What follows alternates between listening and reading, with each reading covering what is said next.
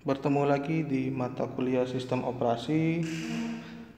Hari ini kita akan membahas atau tema yang akan kita bahas mengenai manajemen memori ya. Tapi lebih tepatnya memori yang akan kita bahas pada hari ini ialah yang bernama RAM ya, Random Access Memory. Ya. Jadi bukan memori pada hard disk tapi RAM. Ya. Jadi tujuan mempelajari manajemen memori ya, nanti teman-teman bisa paham mengenai apa itu partisi pada memori ya, teman bisa memahami apa itu nanti ada algoritma penempatan, ada konsep paging ya, konsep segmentasi, dan terakhir nanti ada konversi alamat ya, jadi ada 5 ya.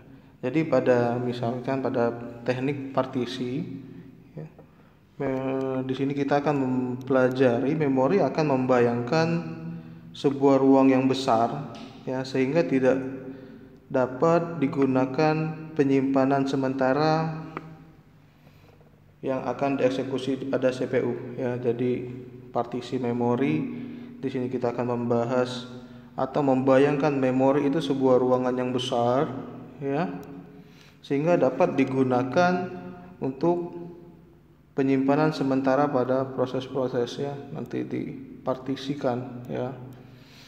Kemudian algoritma penempatan, yang ketiga tadi ada konsep paging dan segmentasi.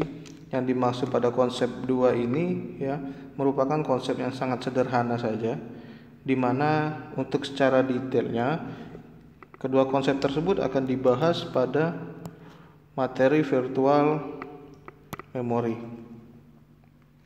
Kemudian pada konversi alamat nanti akan kita pelajari di mana ada namanya istilah logik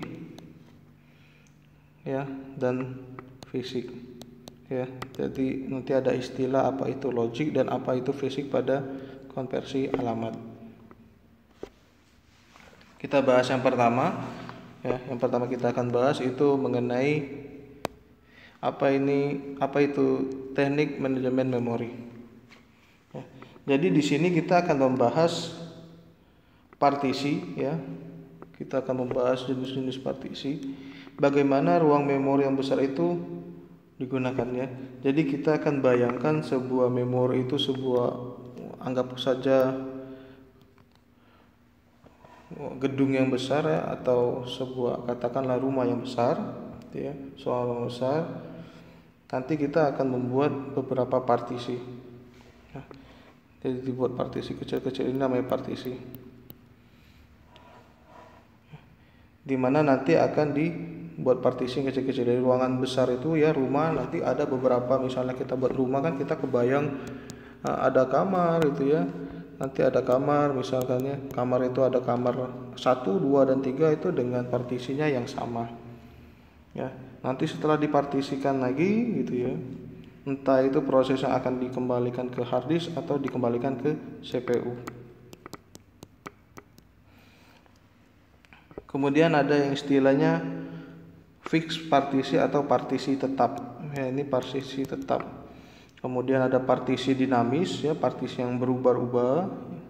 Yang kedua ada yang namanya nanti simple paging ya. Simple paging ini sebenarnya konsepnya hampir sama dengan fixed partitioning ya, tapi akan lebih kita lihat perbedaannya pada paging ini gambarannya ya. Kalau paging ini biasanya prosesnya akan dipecah lebih kecil-kecil ya dibandingkan fix ya. Jadi kalau paging ini akan dipartisikan lagi lebih kecil dibandingkan fixed memory ya. Jadi kalau fixed memory itu dia sudah pasti ya, misalnya 2 mega, 2 mega, 2 mega, 2 mega seterusnya ya, ini dikecilkan lagi.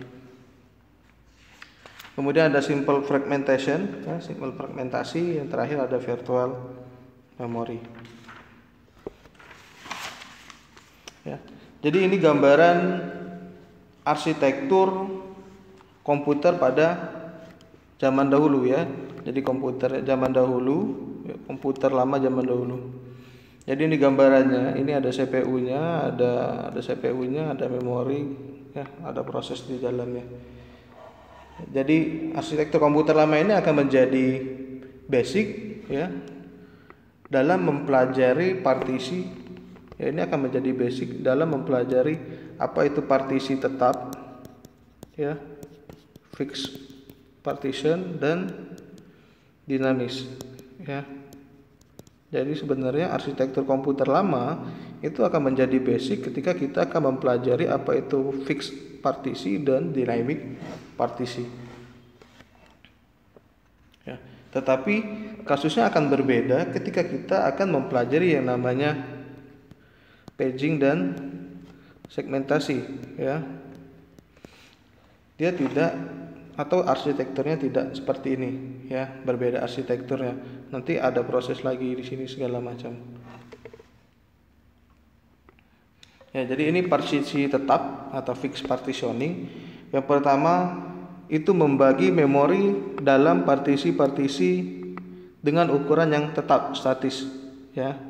Jadi akan terdapat banyak partisi tetap, tetapi partisi tersebut dengan ukuran yang sama atau statis. Maksudnya gitu ya, katakanlah kita sebuah gedung gitu kan, ya, anggap saja tadi kita mau sebuah gedung, ya, kita akan membuat partisi itu secara tetap. Kita anggap aja kita buat rumah itu ya dengan besi yang sangat kuat itu ya, dengan bangunan dengan semen yang sangat kuat, ya. Jadi ketika itu ingin diubah itu ya, itu membutuhkan sebuah upaya atau usaha yang lebih ekstra, ya, sehingga partisi tersebut bisa digunakan dengan yang lainnya. Ya, jadi untuk mengubahnya membutuhkan effort atau usaha yang besar. Itu yang partisi tetap. Ya, jadi contohnya seperti ini. Jadi ada dua partisi, ya. Ini ada dua partisi, ya. Yang satu partisi dengan ukuran yang sama, ya. Jadi ukurannya sama, misalkan ini ada 8 mega, 8 mega, 8 mega seterusnya. 8 mega seterusnya 8 mega. Ya. Terus ada juga dengan partisi tetap dengan ukuran yang tidak sama. Ya, misalnya ini tadi ada 2 mega, ada 4 mega, 6 mega, 8, 10 dan seterusnya, misalnya 20 mega. Ya, jadi ini contoh partisi tetap dengan ukuran yang sama dan tidak sama. Nah, tetapi ketika penempatan pada fixed partisi ya, partisi tetap tadi gitu ya, dengan ukuran yang sama, perbedaan akan terletak pada antriannya, ya gini. Ini kan berbeda sekali, ya. Dimana misalnya tadi ya, OS akan mengelola letak di mana proses itu diletakkan. Ya, jadi ada dua pendekatan, ya. Jadi ada dua pendekatan. Yang pertama dengan satu antrian, ya. Ini satu antrian dengan dua antrian.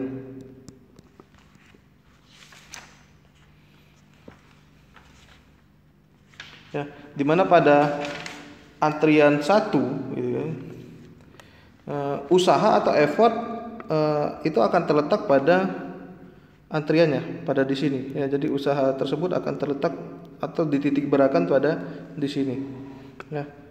Dan akan dicek kembali apa bisa dimasukkan dengan slot memori, ya. Jadi di sini dia akan sangat berat kinerja dari partisinya. Kenapa? Karena dia akan cek di mana proses tersebut akan dimasukkan. Apakah di sini dicek masuk enggak, di sini masuk enggak, di sini masuk enggak, terus dicek, ya.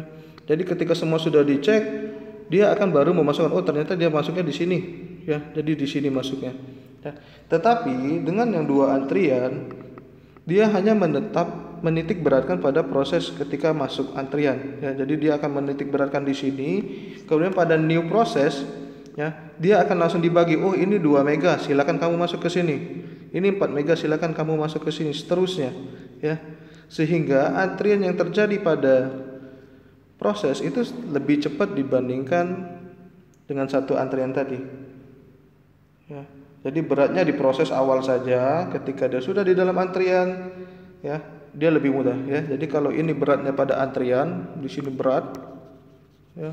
Kalau di sini pada proses itu masuk, dia akan membebaninya di sini ya.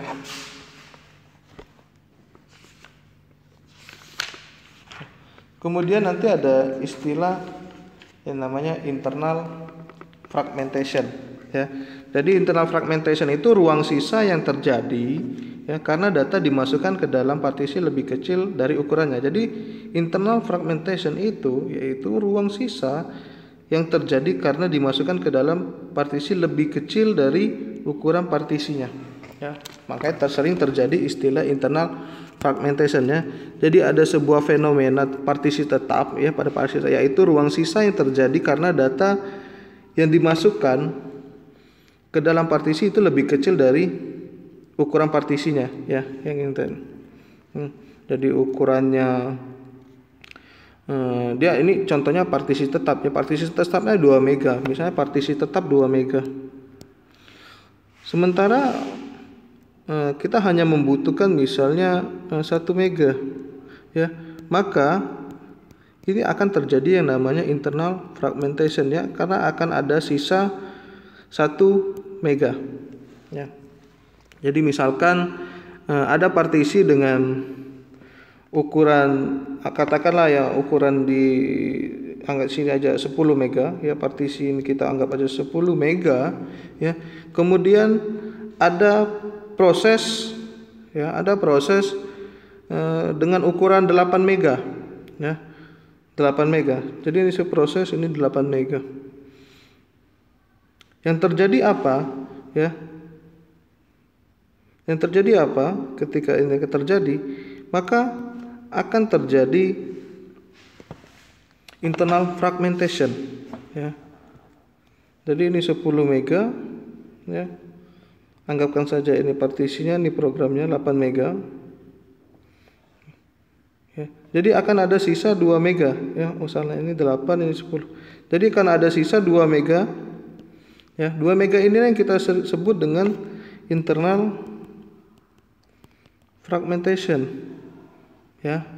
Yang muncul akibat ada kelebihan dari partisi tersebut ya.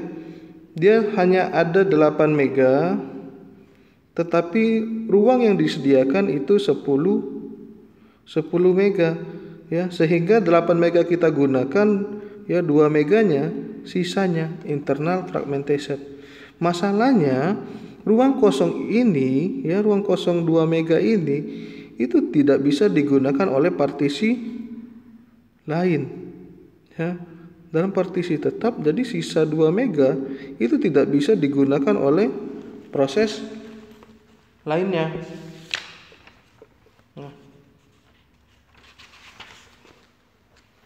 Kemudian ada partisi dinamis ya.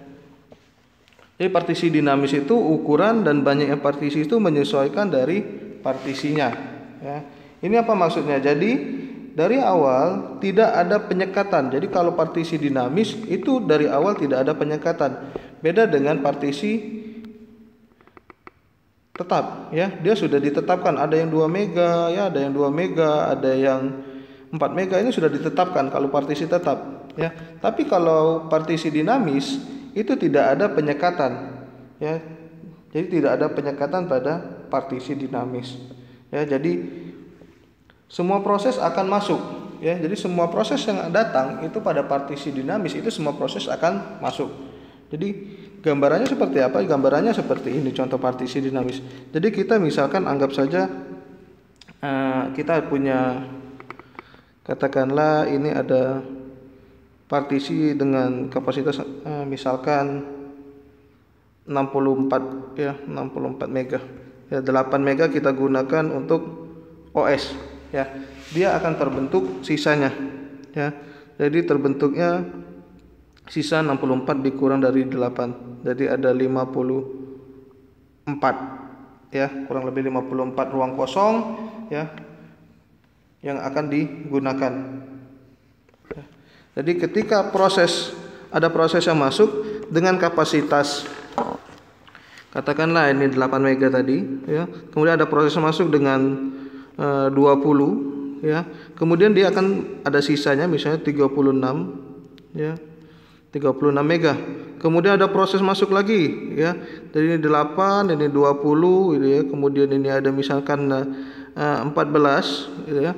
Jadi akan ada sisa sekitar ya, kita ingat total pertamanya 64. Jadi 64 akan kita kurangkan dari 34, jadi kita tambahkan ini ya 22 42 ya. Jadi 42, jadi sisanya kurang lebih 22 ya, 22 partisi kosong. Kemudian ada proses yang masuk lagi, dia langsung mengisi lagi.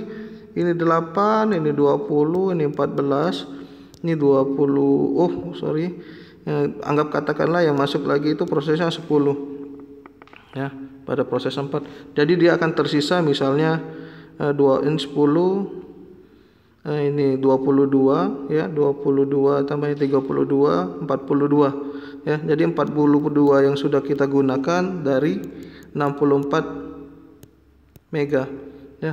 Sisanya ya ini ya. Dari sisanya ini. Kemudian pada partisi dinamis akan terjadi istilahnya proses itu keluar dan masuk ya. Jadi nanti ada proses itu keluar dan masuk. Nah, jadi ini OS ya, ini proses 1, proses 3 ya. Jadi proses 2 selesai dikerjakan misalnya, dia akan menyebabkan ada space kosong ya pada partisi dinamis. Kalau di partisi tetap, space kosong ini tidak bisa digunakan ya, makanya istilahnya internal. Maka kalau dalam partisi dinamis istilahnya external fragmentation ya, dimana nanti external fragmentation ini bisa digunakan oleh proses lain ya. Kalau internal itu dia tidak bisa digunakan oleh proses lain ya, external fragmentation itu proses lain bisa gunakan. Jadi misalnya katakanlah proses 1 masih, 3 masih, seterusnya. Proses 2 dengan 14 meganya selesai dikerjakan. Kemudian akan ada space kosong 14 mega. Di sini ada 14 mega. Ya, misalkan ini 14 mega. Kemudian ada proses masuk dengan kapasitas 10 mega. Maka 10 mega akan masuk ke sini. Maka akan tersisa ada external fragmentation ya, itu sekitar 4 mega. Kira-kira sekitar 4 mega pada setelah proses 2 tadi. Seterusnya ya. Proses 1 masuk gitu ya. Proses 1 tadi selesai misalnya. Kemudian akan ada proses 1 lagi masuk dengan kapasitas ya lebih kecil dibandingkan partisinya. Ya kalau dia lebih besar dia tidak masuk ya. Jadi dia harus proses ini harus lebih kecil dari external fragmentationnya ya, sehingga dia bisa masuk ke ruang yang kosong tadi ya. Kalau dia lebih besar dari eksternal tadi, maka dia tidak akan bisa masuk. Maka dia akan ngecek space mana atau partisi mana yang bisa dimasuki oleh proses yang sesuai dengan ukurannya tadi ya. Jadi external fragmentation ya yang kita bahas tadi akan terjadi lubang-lubang kecil di antara partisi tidak yang bisa digunakan ya. Jadi akan terjadi lubang-lubang kecil di antara partisi yang bisa digunakan ya. Kalau internal fragmentation itu dia tidak bisa digunakan ya. Kalau external fragmentation itu bisa digunakan. Jadi ada istilah yang namanya compaction ya. Apa itu compaction? Proses yang dilakukan OS ya dengan menggeser proses-proses sehingga memori tidak berlubang ya. Jadi compaction ini sering kita lakukan secara tidak sadar. Kalau di Windows ya,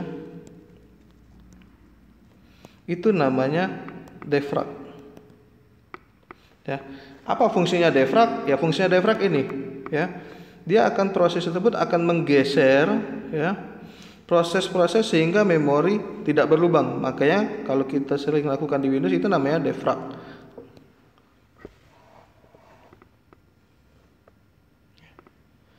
Kemudian nanti ada algoritma penempatan ya. Apa sih algoritma penempatan? Jadi ada 3 macam algoritma penempatan.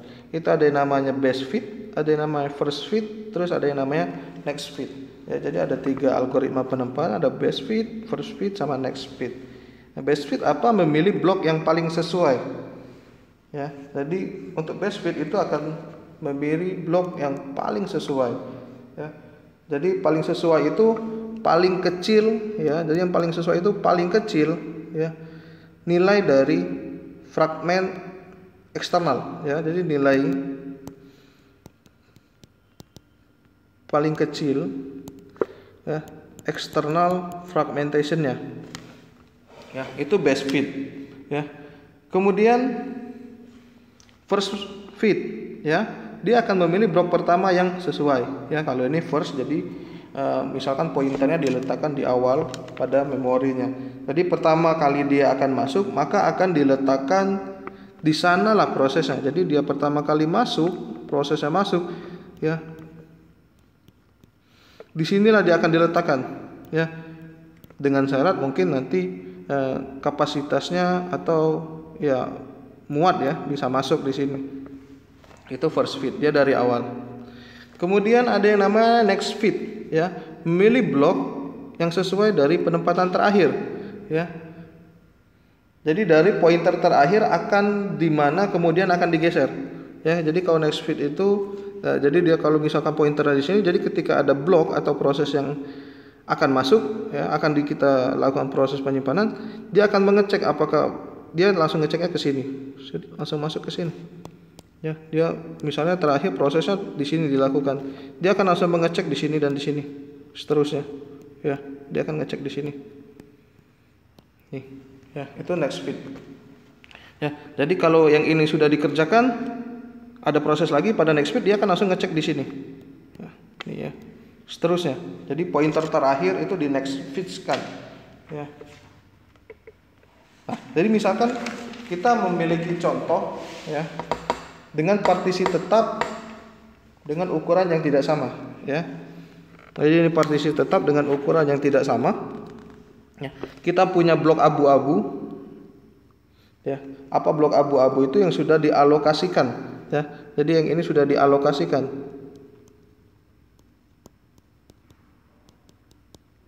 Sudah dialokasikan, jadi kita tidak bisa gunakan lagi. Kemudian ada blok putih yang ini, ya. Ya, blok putih ini ialah blok, ya, yang masih free, ya, belum punya siapa-siapa. Ya, kemudian ada blok biru, ini, ya, biru langit, ya, biru langit atau biru laut, ya.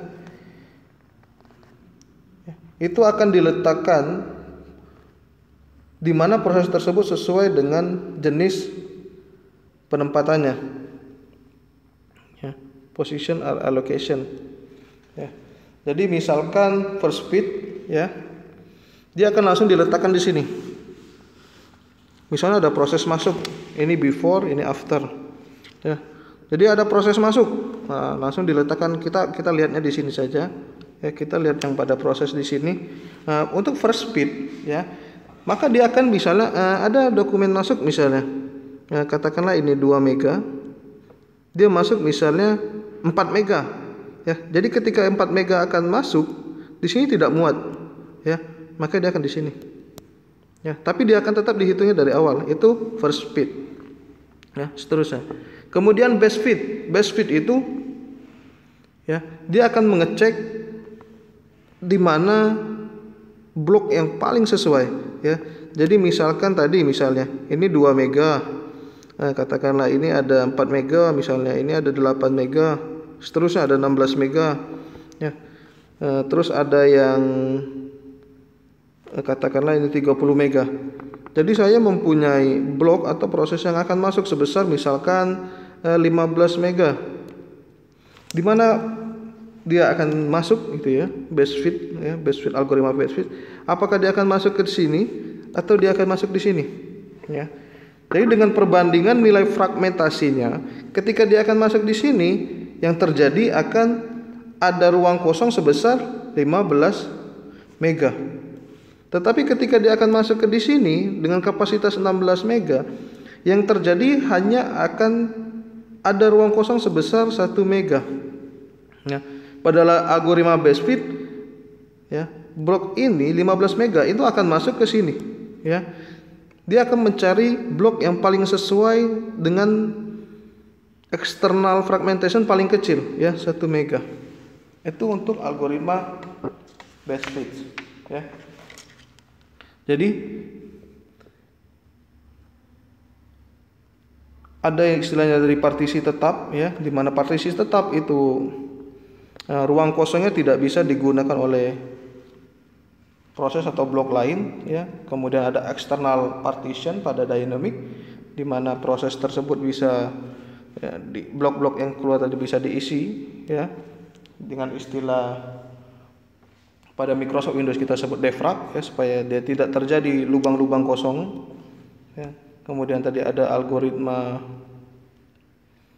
penempatan, ya, di mana yang kita bahas itu nanti ada best fit, ya, ada 3, di mana best fit dia mencari yang paling sesuai yang kita bahas tadi, yang paling kecil nilai eksternal fragmentnya, ya. First fit itu dia akan mengecek dari yang paling atas seterusnya sampai ke paling bawah. Kalau next fit dia akan mengecek ketika dia sudah terisi pada pointer 3, katakanlah posisinya ada posisi kelima,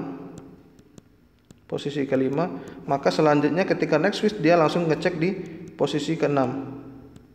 Apakah posisi 6 ini ruangnya mencukupi untuk dimasukkan proses-proses, ya. Kalau tidak, proses 7 seterusnya, ya. Itu next fit, ya. Jadi ini contohnya tadi, ya. Demikianlah materi kita mengenai manajemen memori. Terima kasih.